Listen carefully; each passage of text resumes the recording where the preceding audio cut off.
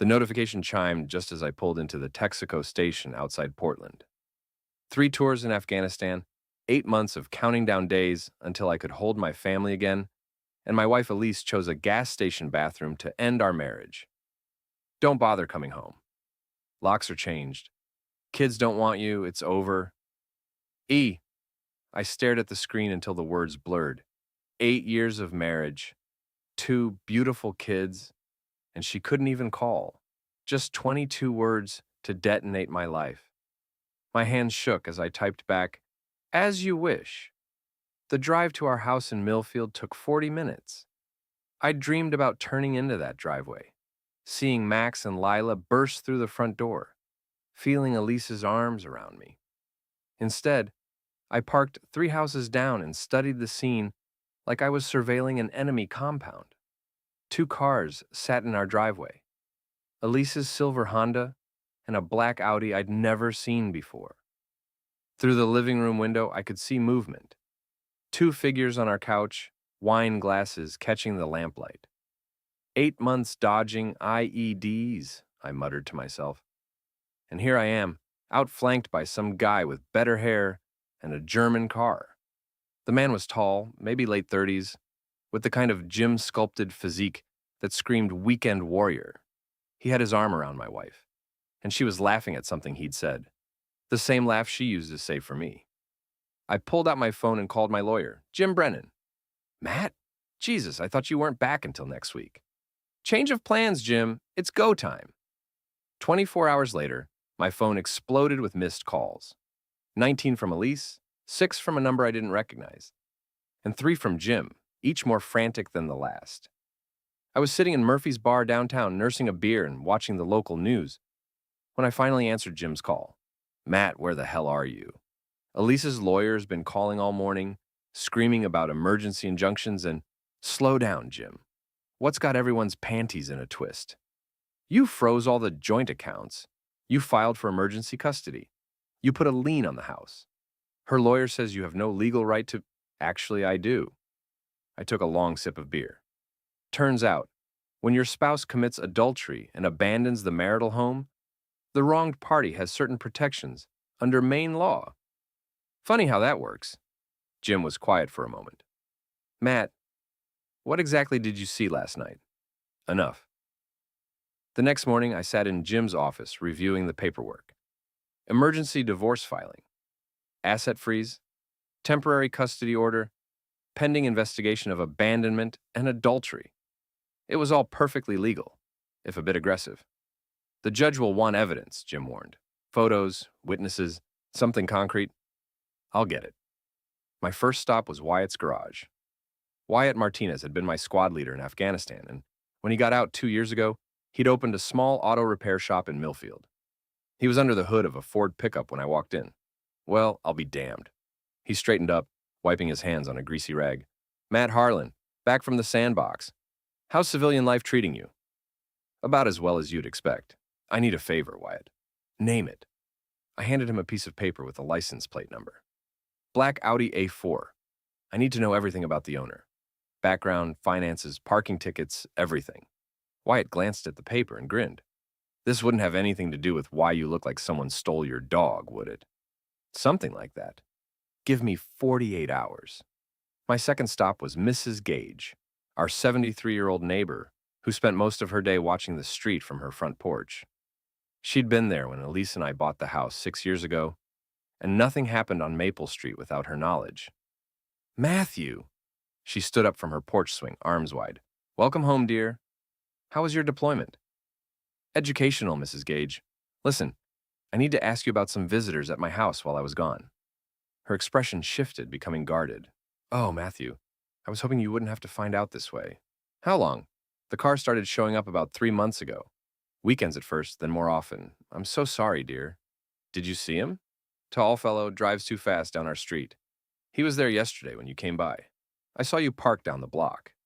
She patted my arm. "I have photos, Matthew. I take pictures of all the cars that park overnight. For insurance purposes, you understand." God bless nosy neighbors. That afternoon, I drove to Elise's office. She worked as a manager at Coastal Insurance, a gleaming glass building downtown. I didn't go in, just sat in the parking lot and waited. At 5:47 p.m., she emerged with a man I recognized from the night before. He was even more polished in daylight, wearing a tailored suit that probably cost more than I made in a month. They walked to his Audi, talking and laughing. As they reached the car, I got out of my truck and walked over. "Elise!" She spun around, face going white. "Matt, what are you doing here?" "Thought I'd meet your friend." I extended my hand to the man. "Matt Harlan, Elise's husband." The man's confident smile faltered, but he shook my hand. "Greg Dunlop, I'm a friend of Elise's." So I gathered. I noticed his grip was soft, manicured. "Nice car. Real estate business must be good. How did you—" "Small town, Greg. Word gets around." I walked around to the driver's side of his Audi. "You know, I think your car's leaking something." Greg hurried over to where I was pointing at a small puddle under his engine. As he bent down to look, I casually smeared axle grease from my fingers onto his expensive suit jacket. "Huh, must have been mistaken," I said, then slammed the car door. Hard. Greg's hand was resting on the frame, and he yelped as the door caught his fingers. "Army training," I said with a shrug. "Sorry about your manicure." Greg cradled his hand, his face red with pain and humiliation. "You did that on purpose." "Prove it." I turned to Elise. "See you in court, honey." As I walked back to my truck, I heard Greg cursing and Elise trying to calm him down. In my rearview mirror, I watched him examine his ruined jacket and swollen fingers. The war was just beginning. The custody hearing was scheduled for the following Monday. I spent the weekend at a cheap motel reviewing Mrs. Gage's photos and Wyatt's research on Greg Dunlop. The photos were damning. Greg's Audi in my driveway at all hours, sometimes overnight. Timestamps going back 3 months, a clear pattern of adultery. Wyatt's background check was even more interesting. Greg Dunlop, 38, divorced, owned a small real estate flipping business with a partner named Marcus Webb. No major criminal record, but there was a bar fight 2 years ago and a restraining order from his ex-wife for harassment. "Guy's got anger management issues," Wyatt explained over coffee Sunday morning. "His ex says he gets violent when things don't go his way." Perfect. Monday morning, I sat in the courthouse waiting room, watching Elise and her lawyer whisper urgently. She kept glancing at me with a mixture of hatred and fear. Good. When our case was called, I presented Mrs. Gage's photos, bank records showing suspicious expenditures, and testimony from neighbors who'd witnessed Greg's overnight stays. Elise's lawyer tried to claim the separation was mutual, that I'd abandoned my family by deploying. Then, the judge asked to speak with Max and Lila. My 10-year-old son and 7-year-old daughter were brought in by a court officer. They looked small and scared in the formal courtroom, but when they saw me, both kids broke into tears and ran to my arms. "Daddy," Lila sobbed, "we missed you so much." "Mom said you weren't coming back," Max added, his voice muffled against my shoulder. "She said you didn't want us anymore." The judge's expression darkened. "Mrs. Harlan, did you tell the children their father had abandoned them?" Elise's face went pale. They were asking questions. I was trying to protect them. From their father who was serving his country? "She told us Greg was going to be our new daddy," Lila said suddenly. "But we don't want a new daddy. We want our real daddy." The courtroom fell silent. Elise's lawyer looked like he wanted to disappear. "She made us practice saying we didn't want to see Daddy," Max added. "But we do want to see him. We love him." The judge didn't deliberate long. Temporary custody to me, supervised visitation for Elise, and a stern warning about parental alienation. As we left the courthouse, I could hear Elise crying in the hallway, but I wasn't done. Not even close. That evening, I called Greg's number, which Wyatt had helpfully provided. "What do you want?" His voice was tight with anger. "Just wanted to thank you, Greg, for taking such good care of my family while I was gone." "Go to hell. Already been there. It's called Afghanistan." "But here's the thing, Greg. You picked the wrong family to break up. I'm home now, and I've got nothing but time." I hung up before he could respond. The next morning, I started phase 2 of my campaign. I drove to Greg's office, a small storefront in downtown Millfield with Dunlop Properties painted on the window. Through the glass, I could see him at a desk, talking animatedly on the phone. I waited until he hung up, then walked in. "We're closed," he said without looking up. "That's a shame. I was hoping to do some business." His head snapped up. "You, get out before I call the police." "Relax, Greg. I just wanted to see where you work. Nice place. Small, but nice." I picked up a business card from his desk. "Real estate flipping, huh? Risky business? Market can turn on you real quick. What do you want?" "Nothing much. Just thought you should know that Elise's friends have been asking questions." "Jenna, from her office? She's been wondering where you disappear to on Tuesday nights." Greg's face went white. "What are you talking about?" "Tuesdays, Greg. When you tell Elise you're working late, but your car's parked outside Jenna's apartment complex. Small world, isn't it?" I left him sitting there, mouth open as I walked out. Through the window, I watched him frantically dial his phone. This was going to be fun. 2 weeks later, the divorce proceedings were in full swing. Elise had been forced to move out of our house and was staying with her sister. The kids were with me, slowly adjusting to having their father back. But Greg was still in the picture, and that needed to change. Wyatt had been doing more reconnaissance, and what he'd discovered was gold. Greg wasn't just cheating on Elise with her best friend Jenna. He was also skimming money from his business partner Marcus, using company funds for personal expenses, including his dates with both women. "Guy's a walking disaster," Wyatt reported over beer at Murphy's. "His partner's getting suspicious. His ex-wife is threatening to take him back to court for missed alimony payments, and now he's juggling 2 women who both think they're his only girlfriend." "Time to light the fuse," I said. That night, I drove to the old rail yard on the outskirts of town. It was a sprawling maze of abandoned train cars and rusted equipment, perfect for what I had in mind. I called Greg from a burner phone. "Greg, this is Marcus. We need to talk. Meet me at the rail yard in 20 minutes. Come alone." I changed my voice just enough to fool him, and apparently it worked. 20 minutes later, I watched Greg's Audi pull into the yard. He got out cautiously, looking around. "Marcus?" he called out. "Where are you?" I stepped out from behind a boxcar. "Sorry, Greg, Marcus couldn't make it." His face twisted with rage. "You son of a bitch! What do you want?" "Just a friendly conversation, man to man. I'm calling the police." He pulled out his phone. "No signal out here, Greg. We're in a dead zone." I smiled. Funny how that works. He started backing toward his car, but I'd positioned myself between him and the exit.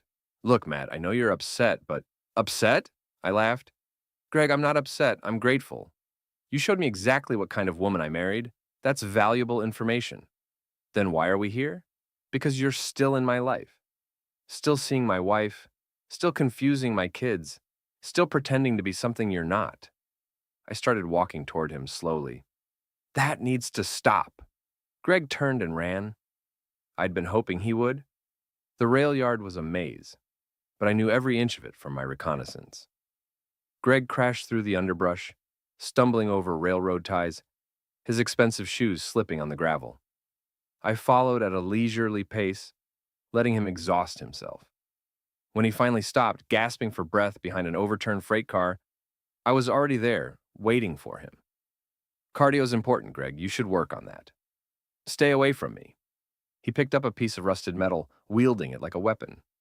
"Easy there, tough guy. I'm not going to hurt you." I held up my hands. "I just want to show you something." I led him to an old freight container, its doors hanging open. "See this? During the war, we used containers like this for storage. Amazing how much stuff you can fit inside. Also amazing how soundproof they are." Greg's eyes widened as he realized what I was suggesting. 1 hour, Greg. 60 minutes to think about your life choices. Consider it a meditation retreat. Before he could react, I shoved him into the container and slammed the doors shut. The locking mechanism was rusted but functional. Greg's muffled shouts and pounding echoed from inside. I sat on a nearby crate and pulled out his phone, which he'd dropped during the chase. It was buzzing with calls from Elise. "Greg, where are you?" Her voice was frantic when I answered. "Sorry, Elise. Greg can't come to the phone right now. He's having a moment of reflection." "Matt? What did you do to him?" "Nothing permanent. He'll be fine, eventually." I hung up and turned off the phone. For the next hour, I listened to Greg's progressively weaker protests from inside the container while I made some calls of my own. When I finally opened the doors, Greg stumbled out, sweating and shaking. "You're insane," he gasped.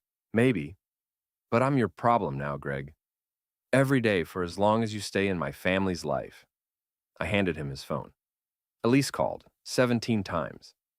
"She seems worried." He grabbed the phone and started dialing frantically. "Oh, and Greg?" I called as he stumbled toward his car. "Next time, it'll be 2 hours." I watched him drive away, tires spinning on the gravel. In my pocket, my own phone was buzzing with angry texts from Elise, but I didn't care. The psychological warfare was just beginning. The next few days were quiet, which made me suspicious. Elise wasn't calling, Greg wasn't showing up at her sister's house, and even Jenna seemed to have disappeared. It felt like the calm before a storm.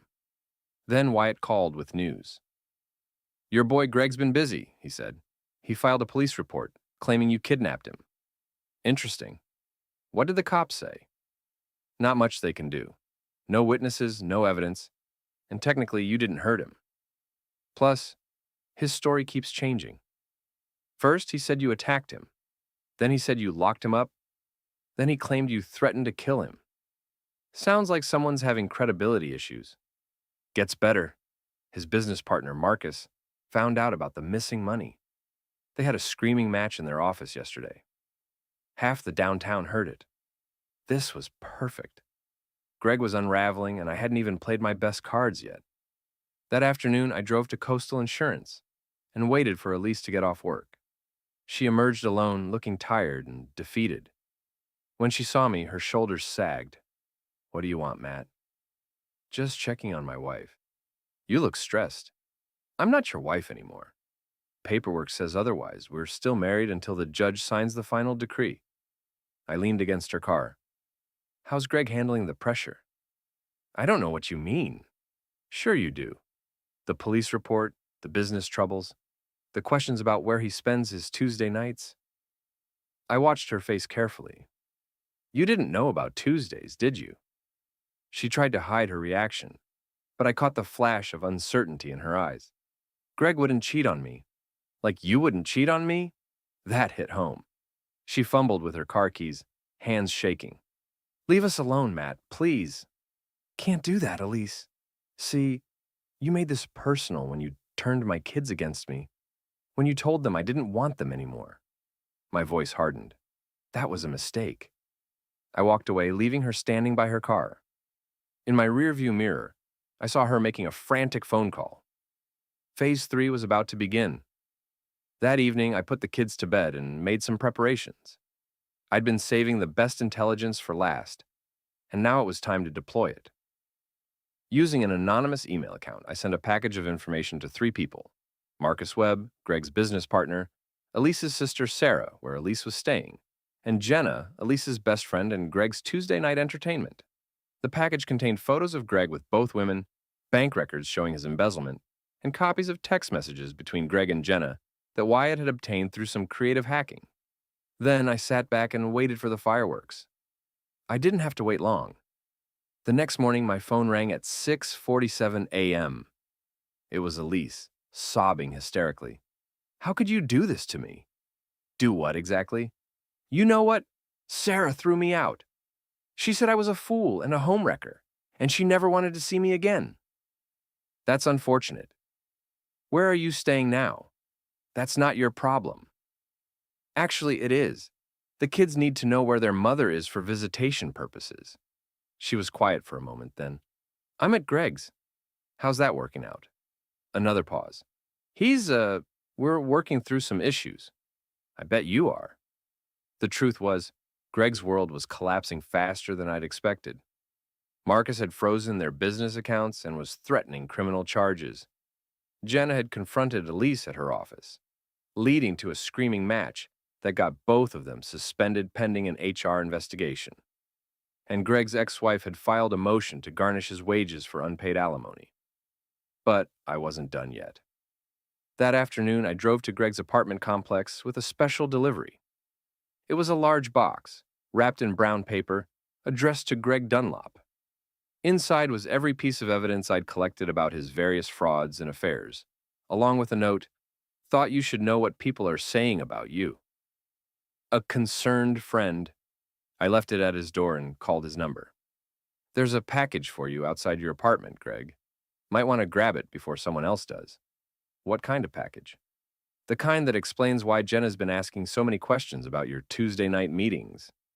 I hung up and drove to a nearby coffee shop where I could watch his building. 15 minutes later, I saw Greg rush outside and grab the box. Through his apartment window, I watched him tear it open. Even from a distance, I could see his face go pale. My phone rang almost immediately. You bastard! What do you want? I want you gone, Greg. Out of my wife's life, out of my town, out of my universe. I'm not going anywhere. We'll see about that. Everything came to a head on a Friday night at Murphy's bar. I was having a quiet drink, celebrating a small victory. The judge had made my custody arrangement permanent, and Elise's visitation had been reduced to supervised visits, only due to her continued instability. I was nursing my second beer when the door burst open and Elise stormed in, followed by Greg. She was drunk, angry, and looking for a fight. There he is, she shouted, pointing at me. The bastard who ruined my life. The bar went quiet. Murphy's was a neighborhood place, and most of the regulars knew my story. They also knew I'd served 3 tours overseas, while my wife was screwing around at home. Evening, Elise, I said calmly. You look well. Don't you dare. She stumbled toward my table. Don't you dare act like nothing happened. Something happened? I looked around the bar with mock confusion. Guys, did something happen? A few of the regulars chuckled. Greg grabbed Elise's arm. Come on, let's go. He's not worth it. No, she shook him off. I'm tired of running from him. I'm tired of his games. What games would those be? I asked. You know what you did. You destroyed my job. You turned my family against me. You stole my children. I stole them. I stood up slowly. Elise, honey, I think you've got that backwards. See, they were my children first. You just borrowed them while I was gone. You son of a bitch. She swung at me a wild, drunken haymaker that I easily sidestepped. She stumbled, nearly falling, and Greg caught her. That's enough, he said, trying to pull her toward the door. Not quite, hon, I said. We haven't gotten to the best part yet. I pulled out my phone and played an audio recording. It was Elise and Greg, recorded during one of their arguments at his apartment. Wyatt had planted a listening device during a creative breaking and entering operation.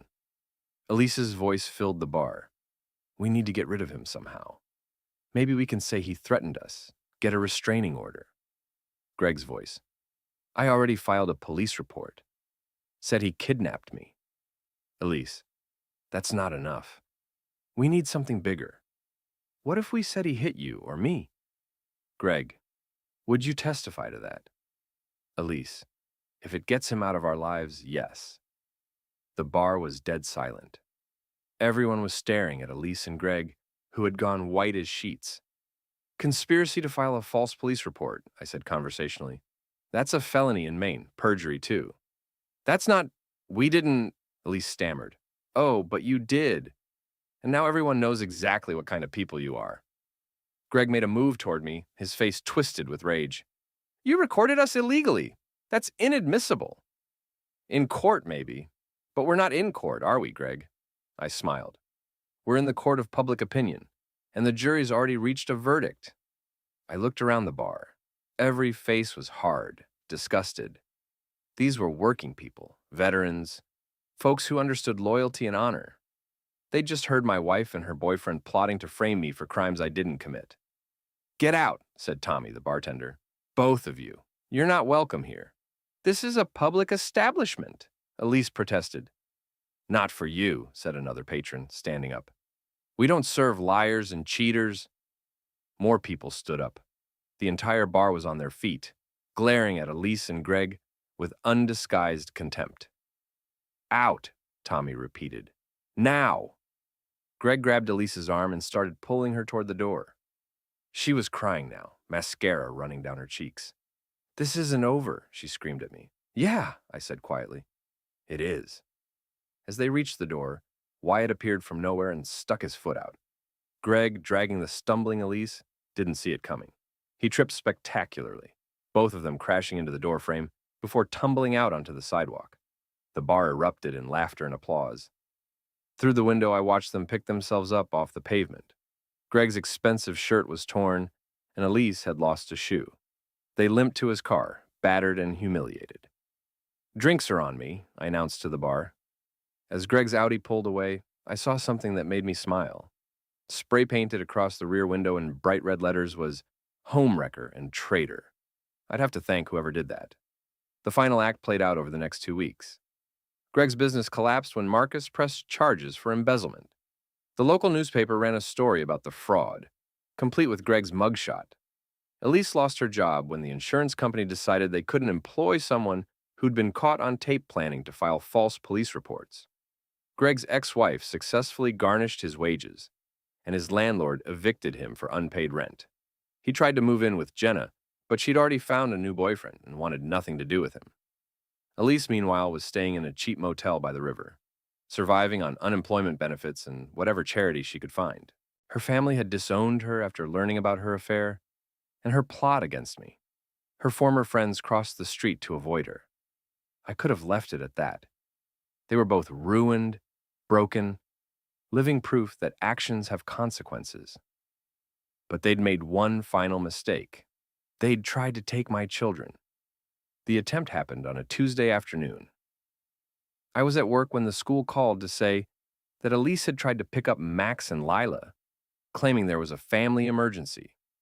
The school, following the custody order, had refused to release the children. When Elise became belligerent, they'd called the police. By the time I arrived, Elise was in handcuffs and Greg was arguing with the officers.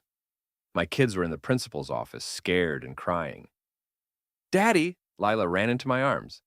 Mommy was yelling at everyone. She said we had to come with her right now. "She said you were in an accident," Max added. "But then the police said you were fine." Attempted kidnapping, violation of a custody order, making false statements to school officials. The charges were piling up. But I had something better than criminal charges. That Saturday was the annual Millfield Elementary School fundraiser, a big community event held in the town square. Half the town would be there, including the school board, the mayor, and most of the local business owners. I volunteered to help with the sound system. Around 2 p.m., when the crowd was at its biggest, I took the microphone during a lull between speakers. "Hi, everyone. For those who don't know me, I'm Matt Harlan. I just wanted to take a moment to thank this community for the support you've shown my family." Scattered applause. People were listening politely, expecting a generic thank you speech. As many of you know, I recently returned from my third deployment overseas, only to discover that my wife had been having an affair with a local businessman named Greg Dunlop. The crowd stirred. This wasn't what they'd expected. Now, I know what you're thinking. These things happen, right? Marriages fall apart, people move on. But here's the thing that really bothered me. I paused, looking out over the crowd.